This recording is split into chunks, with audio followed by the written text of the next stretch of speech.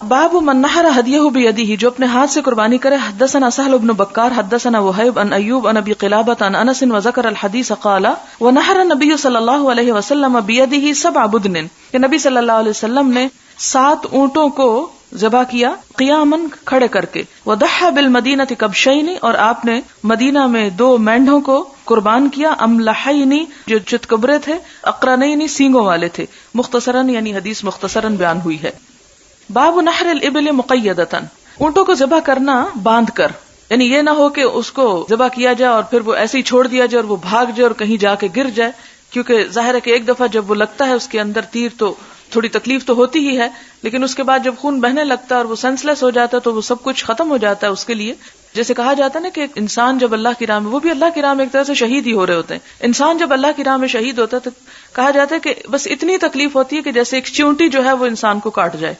تو چیونٹی کاٹنے کی کتنی تکلیف ہوتی ہے، اور بظاہر دوسرے کو تو بہت کچھ نظر آ رہا ہوتا ہے کہ ہائے بیچارے کے ساتھ یہ ہو گیا، لیکن جو اللہ کی راہ میں شہید ہو رہا ہوتا ہے اس کے لیے اس سے زیادہ اور کوئی تکلیف نہیں ہوتی کہ بس ایک آپ یوں لگے جیسے ایک انجیکشن لگا کسی کو.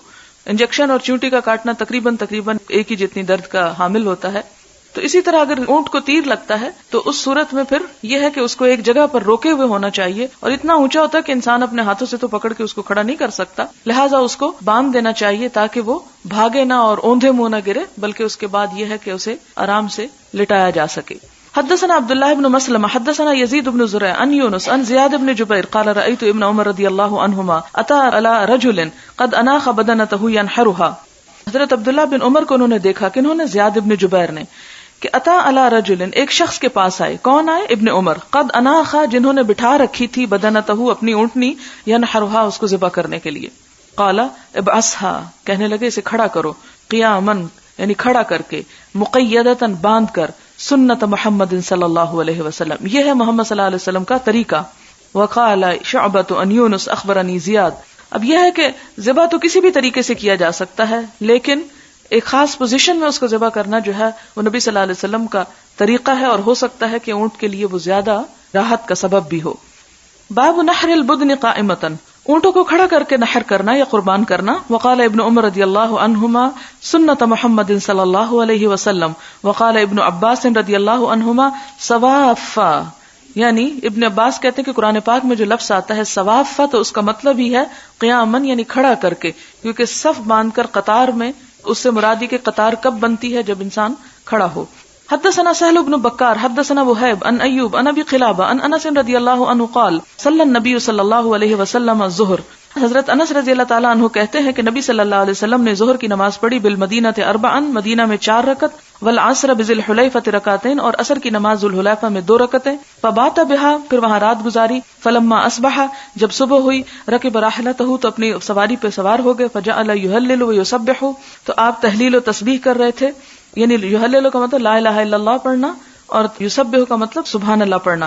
فلما علی البیداء، جب بیداء میں پہنچے، لبا بہما جمیعا، تو پھر دونوں کے لیے یعنی حج اور عمرے کے لیے لبیک کہی. فلما دخل مکہ تھا، جب مکہ میں داخل ہوئے، امرہم، حکم دیا ان کو، ان یحلوا، کہ وہ حلال ہو جائے. ونحر نبی صلی اللہ علیہ وسلم بیدہ 7 بدن قیاما، اور نبی صلی اللہ علیہ وسلم نے اپنے ہاتھ سے 7 اونٹوں کو کھڑا کر کے ذبح کیا. وضحى بالمدینہ کبشین املحین اقرنین. حدثنا مسدد حدثنا اسماعیل عن ایوب عن ابی قلابہ عن انس بن مالک رضی اللہ عنہ قال صلی النبی صلی اللہ علیہ وسلم الظہر بالمدینہ 4 والعصر بذی الحلیفہ رکعتین. وعن ایوب عن رجل عن انس رضی اللہ عنہ ثم بات حتى اصبح فصلى الصبح ثم ركب راحلته حتى اذا استوت به البیداء اهل بعمرة وحجة.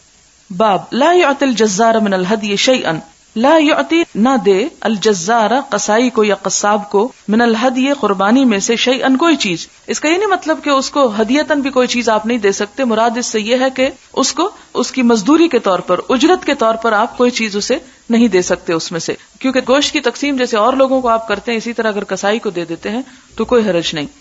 حدثنا محمد بن ابی کثیر اخبرنا سفیان قال اخبرنی ابن ابی نجیح عن مجاہد عن عبد الرحمن بن ابی لیلہ عن علی رضی اللہ عنہ قال، حضرت علی رضی اللہ تعالیٰ عنہ کہتے ہیں، بعثنی النبی صلی اللہ علیہ وسلم، نبی صلی اللہ علیہ وسلم نے مجھ کو بھیجا.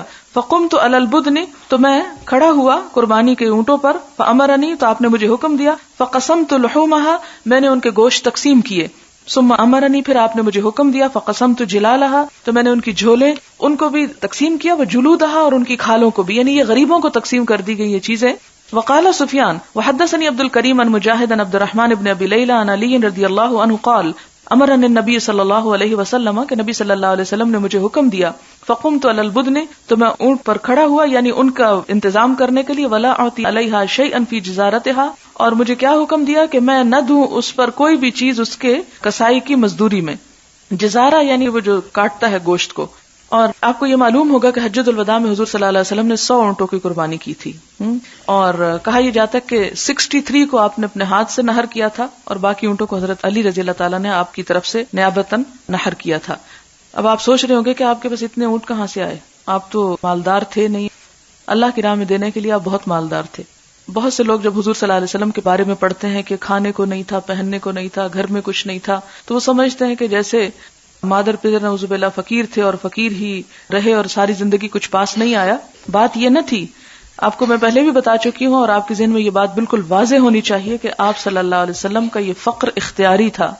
آپ کا خمس میں سے بھی حصہ آتا تھا، اور جتنا بھی مال آتا تھا آپ کے حصے کا یا آپ کا یا ہدیتاً یا جو کچھ بھی، یعنی جس طریقے سے بھی، رات نہ گزرنے دیتے تھے کہ اس کو تقسیم کر ڈالتے تھے. کوئی چیز بچاتے نہیں تھے. اگر وہ بھی بچا کے جمع کر کے ہماری طرح رکھتے تو وہ بھی پھر بہت بڑے شہنشاہ ہوتے، بادشاہ ہوتے، جس طرح دنیا کے عام بادشاہ ہوتے ہیں کہ بہت کچھ یعنی عیش و عشرت کے سامان اپنے لیے پیدا کر دیتے. لیکن آپ صلی اللہ علیہ وسلم نے ایسا نہیں کیا، اور عموماً لوگ اس پر پریشان ہوتے ہیں کہ یہ راستہ بہت مشکل ہے. اسی لیے آپ دیکھیں کہ آپ نے اپنے لیے تو وہ چیزیں پسند کی، لیکن امت کو اجازت نہیں دی کہ وہ بھی اسی طرح سب کچھ دے ڈالیں. اور پیچھے باب الزکوٰۃ میں آپ یہ سب کچھ پڑھ چکے ہیں کہ امت کو کیا کہا کہ اگر ول بھی کرنا ہے تو 1/3 میں کرو، اس سے زیادہ آپ کسی کو نہیں دے سکتے. چھوڑتے ہو تو چھوڑو، وارثوں کے لیے چھوڑ دو. اور آپ نے سورۃ بنی اسرائیل میں پڑھا ہوگا کہ مال کس طرح خرچ کرو، نہ تو بالکل اپنا ہاتھ کھول دو اور نہ ہی اسے جکڑ کے رکھو، بلکہ درمیان کا راستہ اختیار کرو. تو اسلام میں انشاءاللہ آپ بعد میں بھی پڑھیں گے کہ مال کے بارے میں اسلام کا نقطہ نظر کیا ہے، وقتاً فوقتاً، کیونکہ مال سب سے بڑا فتنہ بھی ہے اور سب سے بڑی انسان کی ضرورت بھی ہے کہ جس کے بغیر جینا مشکل ہو جاتا ہے. اور فقر کے بارے میں بھی کہا گیا کہ کفر میں انسان کو مبتلا کر سکتا ہے. تو نہ تو مالدار ہونا برا ہے اور نہ فقیر ہونا بہت اچھا ہے. اصل بات یہ ہے کہ انسان کے پاس جو کچھ ہو حلال سے آئے، حلال طریقوں پر اسے استعمال کرے. ہے تو اللہ کی نعمت سمجھے، نہیں تو شکر کرے. جس حال میں بھی رب رکھے، رب کی اطاعت میں کوئی فرق نہ آئے. لیکن یہ سوچنا کہ نبی صلی اللہ علیہ وسلم کے پاس سرے سے ہی تھا کچھ نہیں، تو یہ بات غلط ہے. پہلے جو کچھ تھا حضرت خدیجہ کے ساتھ جب مل کے تجارت کر رہے تھے، اور آپ کو معلوم ہے حضرت خدیجہ مکے کی مالدار ترین خاتون تھی، تو جو کچھ تھا ان کے پاس بہت اچھے حالات میں تھے. لیکن جب اسلام کی تعلیم اور تبلیغ اور یہ سب کام شروع کیے تو ہم دیکھتے ہیں کہ وہ سب کا سب اس راہ میں چلا گیا. یعنی گھر سے خرچ کر کے انہوں نے سب کچھ لوگوں کو یعنی دیا. پھر اس کے بعد بھی آپ دیکھیں کہ حالات اس نوبت پہ آ پہنچے کہ واقعی کچھ کھانے کو نہیں ہوتا تھا، اور 2 ماہ چولہا نہیں جلتا تھا کیونکہ سب کچھ لگ چکا. پھر مدینہ میں آئے تو یہاں پر بھی آپ دیکھیں ابتدا میں جنگ پہ جنگ آ رہی ہے اور سب کچھ لگا چلا جا رہا ہے. اور نہ صرف آپ بلکہ آپ کے ساتھ اور بھی جو مخلص ساتھی تھے وہ سب بھی کنگال ہو گئے ایک طرح سے. لیکن اس کے بعد جب فتوحات کا دور شروع ہوا اور بے شمار مال آنے لگا، تو جب آنے بھی لگا تو آپ نے اپنی روٹین وہی رکھی، اور جو آتا تھا اس کو آپ خیرات کر. آپ نے وہ حدیث بھی پڑھی ہوگی کہ جس میں آپ صلی اللہ علیہ وسلم ایک روز نماز کے بعد جلد سلام پھیر کے فوراً گھر جاتے ہیں، اور لوگ حیران ہوتے ہیں کہ اتنی جلدی کیوں گئے ہیں. تو واپس آ کے لوگوں کو بتاتے ہیں کہ وہ سونے کی ایک ڈلی رکھی تھی اور میں نہیں چاہتا تھا کہ وہ میرے گھر میں رات گزارے، اور اس کو آپ نے تقسیم کر دی. یعنی جو کچھ ہوتا تھا فقراء پہ تقسیم کرتے چلے جاتے تھے.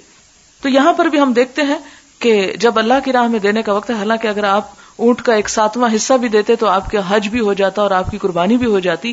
لیکن آپ نے خوشی سے اور اللہ کی راہ میں صدقہ کرنے کے لیے اور اللہ کی راہ میں بہترین مال دینے کے لیے ایک بہترین مثال قائم کی. اور پھر آپ دیکھیں کہ اس دور میں یہ بد انتظامی نہ تھی. ظاہر ہے آپ کے ساتھ کئی ہزار صحابہ کرام جو تھے وہ حج پہ تھے، تو 100 اونٹ وہاں کیا کرتے ہیں، اور سب اس قابل ہو سکتا ہے کہ نہ ہو کہ وہ اپنے اپنے اونٹ لے کر جائیں اور قربانی کریں، کیونکہ یہ اجازت تھی. جو قربانی نہ کر سکے وہ کیا کرے، روزے رکھ لے. تو اب آپ دیکھیں کہ ایک طرف فقراء ہیں، ساتھ وہ بھی حج پہ ہیں کہ آنے کے لیے اگر سواری پہ بیٹھ کے آئے ہیں، اور اگر وہ سواری کا اونٹ ذبح کر کے چلے جائیں تو واپسی پہ کس پہ بیٹھیں. تو آپ صلی اللہ علیہ وسلم نے ایک طرح سے خود یہ سب کچھ قربان کیا تاکہ جتنے بھی لوگ اس میں شریک ہیں وہ سب بہترین طریقے سے کھا پی سکیں. کیونکہ قرآن پاک میں جہاں یہ آیات آتی ہیں تو اس میں آتا ہے کہ وَأَطْعِمُ الْقَانِعَ وَالْمُعْتَرَّ، کہ سوالی کو بھی دو اور جو شخص مانگ رہا ہے اور ہے اس کے پاس لیکن مزید اکٹھا کر رہا ہے تو اس کو بھی دو. آپ بھی دیکھیں، آپ مکہ میں بہت سے لوگ صرف گوشت لینے کے لیے پہنچ جاتے ہیں اور کئی کئی دن کا وہ سکھا کے رکھتے ہیں اور اس کو استعمال کرتے رہتے ہیں. یہاں پر بھی بہت باتیں کی جاتی ہیں کہ یہ ویسٹ ہوتا ہے اور بہت سا سرمایہ ضائع ہو جاتا ہے. حالانکہ اگر آپ غور کریں تو آپ دیکھیں گے کہ جتنی کسی چیز کی کھپت ہوتی ہے اتنی اس کی تیاری بھی ہوتی ہے، اس کی پروڈکشن بھی اتنی ہوتی ہے. آپ دیکھیں کہ یہ جانور کون لوگ پالتے پوستے ہیں؟ وہ جو غریب ہوتے ہیں، فقیر ہوتے ہیں، اور ان کے پاس اور کچھ نہیں. ان کی کمائی یہ ہوتی ہے کہ سال بھر وہ جانور پالتے ہیں اور اس کے بعد یہ ہے کہ وہ لا کے بیچتے ہیں. اور اگر آپ اس لیے نہ خریدیں جی نہیں ہم تو غریبوں کو پیسے دے رہے ہیں، تو وہ بھی تو غریب ہیں کہ جو محنت کر کے لائے ہیں. آپ نے ان محنت کرنے والوں کو ڈسکریج کیا اور آپ کیا کر رہے ہیں؟ اپنے سرمایہ کو کسی اور خیال سے کہیں اور دے رہے ہیں اور یہ نہیں دے رہے. یعنی بعض اوقات انسان صرف وقتی طور پر یہ سوچ کر کہ اچھا میں کہیں اور دے دوں گا اور پھر نہ ادھر دیتا اور نہ ادھر دیتا. یہ صرف شیطان کی ایک چال ہوتی ہے جو انسان کو کام کرنے سے یہ ایک نیت کو بدلنے میں مدد دیتی ہے. پھر آپ دیکھیں کہ جب وہ ذبح ہوتے ہیں تو ذبح ہونے کے بعد یہ ہے کہ خون تک بھی بعض اوقات رائے گاہ نہیں جاتا، اس لیے کہ اس کے بڑے فوائد بتائے جاتے ہیں کہ کس کس کھیت میں اور کس کس جگہ پہ ڈالیں تو اس کے بہت اچھی زرخیزی ہو جاتی ہے. پھر اس کے بعد ان کے کھال، ان کی گوشت، حتیٰ کہ میں یہاں تک دیکھتی ہوں کہ ان کی جو اوج ہوتی ہے وہ بھی نہیں بچتی. وہ بھی غریب فقیر یعنی اوجری جس کو آپ بولتے ہیں وہ بھی نہیں بچتا، وہ بھی لوگ لے جاتے ہیں. تو میں نے تو کبھی نہیں دیکھا کہ سڑکوں اور بازاروں میں گوشت جو ہے وہ فالتو بیکار پڑا اور کوئی اس کو لینے والا نہ ہو، بلکہ یہ دیکھا ہے کہ سال میں بعض لوگ صرف انہی دنوں میں گوشت کھا سکتے ہیں، اور بعض جب ہم جیسے بہت عقل مند لوگ قربانی کرتے ہی نہیں یا کرتے ہیں تو صرف خود ہی فریزر میں رکھ لیتے ہیں، تو اس کے نتیجے میں ان لوگوں تک جو متوسط طبقہ ہے، جو نہ فقیر ہے اور نہ امیر ہے اور درمیان میں ہے، وہ پس جاتا ہے. یا آپ جہاں پر بیٹھے ہوئے اس کے ساتھ بہت سارے فلیٹس اور بہت ساری جگہ ہیں جہاں جا کے آپ عید کے دن سروے کریں تو آپ کو پتا چلے گا کہ کتنے گھروں میں قربانی ہوتی. پوری بلڈنگ میں قربانی نہیں ہو سکتی، اور چونکہ یہ امیروں کے علاقے سے ذرا دور جگہ ہے لہٰذا وہاں سے کون تکلف کر کے یہاں گوشت آئے اور لوگوں کو بانٹے. اور پھر ہم گھر بیٹھے آرام سے اپنے صوفوں پہ کہہ دیتے ہیں جی یہ بیکار کا کام ہے اور سارا گوشت ضائع ہو جاتا ہے، کوئی لینے والا نہیں. اصل بات ہمیں دیکھنی چاہیے کہ ہم کہاں سے کوتاہی برت رہے ہیں. لینے والے بہت ہیں، آپ پہنچانے والے تو ہوں. یہ وہ لوگ نہیں ہیں جو آپ کے گھر میں جا کے ہاتھ پھیلائیں گے، کیونکہ فقیر تو آ کے ہاتھ پھیلا کے مانگ لیتے ہیں. وہ بھی سفید پوش ہیں کہ جو آپ سے مانگیں گے نہیں کہ لاؤ ہمیں دو، ہم بھی کھانا چاہتے ہیں. تو ایسے بھی لوگ موجود ہیں کہ جو قربانیوں کے ہوتے ہوئے بھی کچھ نہیں کھا سکتے. تو یہ تو اصل میں ہمارا کلاس سسٹم اور ہمارا سیٹ اپ اور ہماری جو خود غرضی ہے اس کی وجہ سے یہ ساری مشکلات ہیں اور اس کو ہم کسی اور طرف لے جاتے ہیں. جبکہ نبی صلی اللہ علیہ وسلم نے خود بھی قربانی کی اور حضرت علی رضی اللہ تعالیٰ عنہ کو بھی اپنی طرف سے قربانی کا حکم دیا کہ وہ ان کے اونٹوں کو ذبح کر دیں. باب یتصدق بجلود الہدی، قربانی کی کھال خیرات کی جائے، یعنی قربانی کی کھال کا خیرات کیا جانا یا کرنا. حدثنا مسدد حدثنا يحيى عن ابن جريج قال اخبرني الحسن بن مسلم وعبد الكريم الجزري ان مجاهدا اخبرهما ان عبد الرحمن ابن ابي ليلى اخبره ان علي رضي الله عنه اخبره ان النبي صلى الله عليه وسلم امره ان يقوم على بدنه وان يقسم بدنه كلها لحومها وجلودها وجلالها، کہ نبی صلی اللہ علیہ وسلم نے حکم دیا کس کو؟ حضرت علی کو، ان یقوما کہ وہ دیکھ بھال کریں، علی بدنہ آپ کی اونٹوں کو، وان یقسم اور یہ کہ تقسیم کر دیں، بدنہ اس کی قربانی کو، کلہا سارے کا سارا، یعنی قربانی کا اونٹ سارے کا سارا تقسیم کر دیا جائے. کیا کیا جائے؟ لحومہا اس کا گوشت بھی، وجلودہا اور اس کی کھال بھی، وجلالہا اور ان کی جھول بھی، ولا یعطی فی جزارتہا شیئا یعنی جزارہ کسائی کی اجرت میں کچھ بھی نہ دیں اس میں سے، یعنی تقسیم ہو صدقے کے طور پر نہ کہ اجرت کے طور پر. باب یتصدق بجلال البدن، صدقہ کی جائیں اونٹ کی جھولیں. حدثنا ابو النعیم حدثنا سیف بن ابی سلیمان قال سمعت مجاہدا یقول حدثنی ابن ابی لیلى ان علی رضی اللہ عنہ حدثه قال عهد النبی صلی اللہ علیہ وسلم 100 بدنة فامرنی بلحومها فقسمتها ثم امرنی بجلالها فقسمتها ثم بجلودها فقسمتها. یہ پیچھے بھی حدیث گزر چکی ہے جس کا معنی یہ ہے کہ آپ نے مجھے حکم دیا تو میں نے ان کے گوشت اور اس کی جھول اور ان کی کھالیں جو ہیں تقسیم کر دی. باب وَإِذْ بَوَّأْنَا لِإِبْرَاهِيمَ مَكَانَ الْبَيْتِ أَلَّا تُشْرِكَ بِي شَيْئًا، اور جب ہم نے ابراہیم علیہ السلام کو جگہ بتائی کعبہ کی، اللہ تشرک بی شیئا تو اس وقت یہ بھی کہا کہ میرے ساتھ شرک نہ کرنا، وطہر بیتی اور پاک کر دینا میرے گھر کو، للطائفین طواف کرنے والوں کے لیے، والقائمین اور کھڑے ہونے والوں کے لیے، والرکع السجود اور رکوع سجدہ کرنے والوں کے لیے، وأذن فی الناس اور پکارو لوگوں کو، بالحج حج کے لیے، یاتوک آئیں گے تیرے پاس، رجالن پیدل، الی قولہ فہو خیر لہ عند ربہ تو وہ بہتر ہے اس کے لیے اس کے رب کے پاس. یعنی یہاں پر صرف قرآن پاک کی آیت اور کوئی حدیث نہیں، اس سے مراد یعنی خانہ کعبہ کی جو حرمت ہے اور اس کے جو احکام ہیں وہ بتانے مقصود ہیں کہ وہاں پر شرک بھی نہ کیا جائے جو کہ ایک نظری نجاست ہے، اور ایک حصی نجاست جو ہے وہ کیا ہے کہ طواف کرنے والے اور قیام کرنے والوں کے لیے خانہ کعبہ بظاہر بھی پاک صاف ہو۔ باب ما یأکل من البدن وما یتصدق، قربانی کے جانوروں میں سے کیا کھائیں اور کیا صدقہ کریں۔ وقال عبید اللہ اخبرنی نافع عن ابن عمر رضی اللہ عنہما لا یؤکل من جزاء الصید والنذر ویؤکل مما سوا ذلك، یہ وہ حدیث سمجھنے کی ہے، ابن عمر کا یہ فتویٰ ہے اصل میں، لا یؤکل نہ کھایا جائے، من جزاء الصید شکار کے فدیے میں سے، والنذر اور نظر کے جانور میں سے، ویؤکل مما سوا ذلك اور کھا لیا جائے جو اس کے علاوہ ہو۔ یہ عام طور پہ جو آپ ہر وقت پوچھتے رہتے ہیں نا بات کہ صدقے کا گوشت کھا سکتے ہیں کہ نہیں کھا سکتے، یہ اس کے بارے میں کہ کون سا نہیں کھا سکتے، آپ خود کیا نہیں کھا سکتے صدقہ کر کے۔ جزاء الصید کہ اگر آپ حالت احرام میں ہیں اور آپ نے کیا کیا، شکار مار لیا، تو آپ کو کیا کرنا پڑے گا، اس کا فدیہ دینا پڑے گا۔ والنذر اور جو نظر مان لی جائے، ٹھیک ہے، نظر کیا کہ یہ چیز میں نے صرف اللہ کے نام پر غریبوں کے لیے یا فلاں کو کھلانے کے لیے رکھی ہے، پھر اس میں سے خود نہ کھائے۔ اس کی مثال عموماً میں دیتی ہوتی ہوں پہلے کہ مثلاً اگر آپ ایک بکرا لائے ہیں، ذبح کرتے ہیں اور آپ کی نیت یہ ہے خود بھی کھاؤں گا غریبوں کو بھی دوں گا، آپ دے دیں خود بھی کھا لیں۔ ایک بکرا آپ لائے ہیں نظر کا کہ میں صرف اللہ کی خوشی کے لیے اس کو غریبوں کو کھلاؤں گی، تو اس کا آپ کیا کریں گے کہ آپ پھر اس کو صرف انہی کو کھلائیں گے، پھر اس میں سے آپ خود نہیں کھا سکتے اور اس میں سے پھر امیر کسی کو بھی نہیں کھلا سکتے، وہ پھر صرف غریبوں کا ہی ہوگا کہ میں اللہ کی خوشی کی خاطر، یا بعض اوقات آپ جیسے نظر مان لیتے ہیں کہ میرا بچہ امتحان میں پاس ہو جائے تو میں ایک بکرا ذبح کروں گی، تو وہ نظر کا گوشت ہو گیا، تو وہ آپ نہیں کھائیں گی خود۔ حالانکہ ایسی نظر ماننا جو ہے وہ درست نہیں ہے، کیونکہ آپ صلی اللہ علیہ وسلم نے فرمایا کہ نظر ماننے سے تقدیر میں کوئی تبدیلی نہیں ہوتی۔ آپ شرط لگا کے جو دیتے ہیں اس سے پہلے ہی آپ کچھ دے دیں، یعنی بجائے اس کے کہ آپ انتظار کریں کہ یہ کام ذرا ہو جائے تو پھر میں یہ کروں گا، تو ابھی نہیں ہوا تو بھی اللہ تعالیٰ کو راضی کرنے کے لیے اور دعا کی قبولیت کے لیے آپ پہلے ہی اس کو کر ڈالیں۔ وقال عطا کہتے ہیں یأکل ویطعم من المتعۃ، کہ کھائے اور کھلایا جائے من المتعۃ تمتع کی قربانی میں سے، متعۃ یعنی قربانی میں سے، حج تمتع کی قربانی میں سے، یعنی قربانی کا گوشت کھایا جا سکتا ہے، کھلایا جا سکتا ہے، مراد یہ ہے۔ حدثنا مسدد حدثنا یحییٰ عن ابن جریج حدثنا عطاء سمع جابر بن عبد اللہ رضی اللہ عنہما یقول کنا لا نأکل، کہتے ہیں کہ ہم نہیں کھایا کرتے تھے، من لحوم بدننا اپنے قربانی کے جانوروں کا گوشت، فوق ثلاث منن 3 دنوں کے بعد جو منا میں گزرتے، یعنی منا کے 3 دنوں کے بعد وہ گوشت نہیں کھاتے تھے۔ فرخص لنا النبی صلی اللہ علیہ وسلم فقال، تو آپ صلی اللہ علیہ وسلم نے ہم کو رخصت دی، فرمایا کلو کھاؤ، وتزودوا اور توشے کے طور پہ ساتھ لے جاؤ، زاد راہ لے جاؤ، فاکلنا وتزودنا تو ہم نے کھایا بھی اور ساتھ بھی لے گئے۔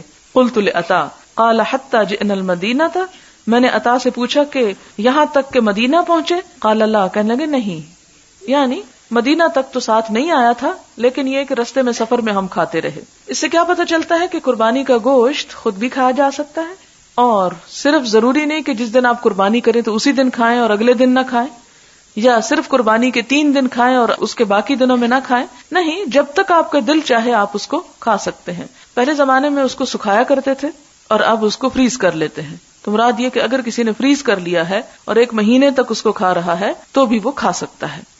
حدثنا خالد بن مخلد حدثنا سلیمان قال حدثني يحيى قال حدثتني امرة قالت سمعت عائشة رضي الله عنها تقول خرجنا مع رسول الله صلى الله عليه وسلم لخمس بقين من ذي القعدة ولا نرى الا الحج حتى اذا دنونا من مكة امر رسول الله صلى الله عليه وسلم من لم يكن معه هدي اذا طاف بالبيت ثم يحل قالت عائشة رضي الله عنها فدخل علينا يوم النحر بلحم بقر فقلت ما هذا فقيل ذبح النبي صلى الله عليه وسلم عن ازواجه قال يحيى فذكرت هذا الحديث للقاسم فقال اتتك بالحديث على وجهه، یہ پیچھے گزر چکی۔ باب الذبح قبل الحلق، سر منڈوانے سے پہلے قربانی کرنا، ذبح قربانی، قبل پہلے، حلق سر منڈوانا۔